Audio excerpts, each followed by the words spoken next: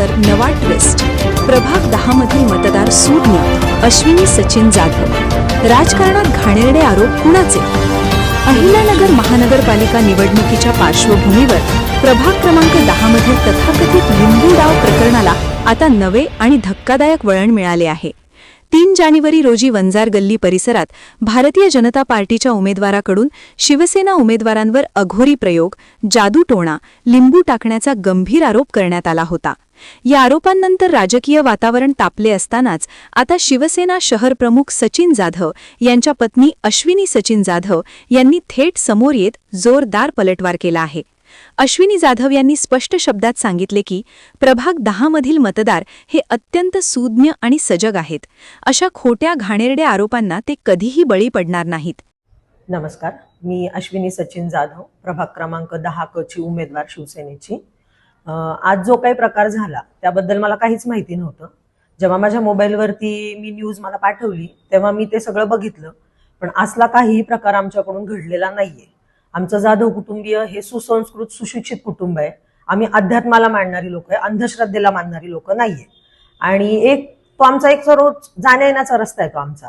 आणि तेवढंच फुटेज तुम्ही सीसीटीव्ही मध्ये घेताय आणि त्याला काहीतरी वेगळं वळण देताय, हे एकदम चुकीचं आहे. आणि कुठल्याही स्त्रीचा चेहरा असा सीसीटीव्ही मध्ये घेऊन जर का तुम्ही तो न्यूजवाल्यांना देऊन त्याची न्यूज जर का बनवत असाल ना, तर हा एकदम निंदनीय प्रकार आहे. आणि हा प्रकार कधी घडतो? जेव्हा विरोधकांच्या पायाखालची वाळू सरकते तेव्हाच हा प्रकार घडतो. आणि कुठल्याही स्त्रीच्या बाबतीत त्या खालच्या थरला जाऊन जर तुम्ही राजकारण करत असाल तर ते राजकारण कधीच सफल नाही.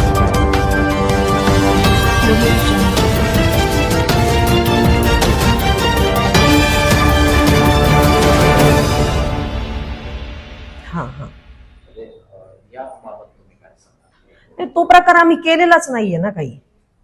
आजकाल टेक्नॉलॉजी इतकी पुढे गेलेली की तुम्ही काही करू शकता. आणि तुम्ही जर का तिथं बघितलं तर तिथं ते असं एकदम काळं झालेलं लिंबू वगैरे हे सगळे प्रकार आहेत. तिथं थांबून मी ते करणार आहे का सगळ्या गोष्टी? आणि सुशिक्षित लोक असे प्रकार नाही करणार काहीच. हो, करणार ना, 100% करणार. की एका स्त्रीबद्दल जर का तुम्ही इतक्या खालच्या थराला जाऊन राजकारण केलं तर ह्याची चौकशी आम्ही 100% लावणार. आणि ज्या व्यक्तींनी माझ्यावरती आरोप केले त्यांची पण थोडीशी मागची पार्श्वभूमी सगळ्यांनी चेक करून पाहावी असं मला वाटतं.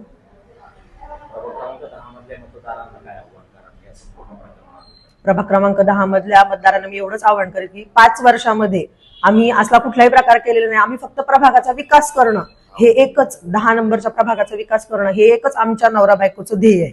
आणि ती ध्येयपूर्ती आम्ही म्हणजे भरपूर केलेली आहे विकासाची. तर इथून पुढे प्रभाग क्रमांक 10 मधल्या नागरिकांनी आम्हाला असंच साथ द्यावी आणि आम्हाला भरघोस मतं द्यावी हीच मी त्यांना एक प्रार्थना करते आणि विनंती करते. धन्यवाद.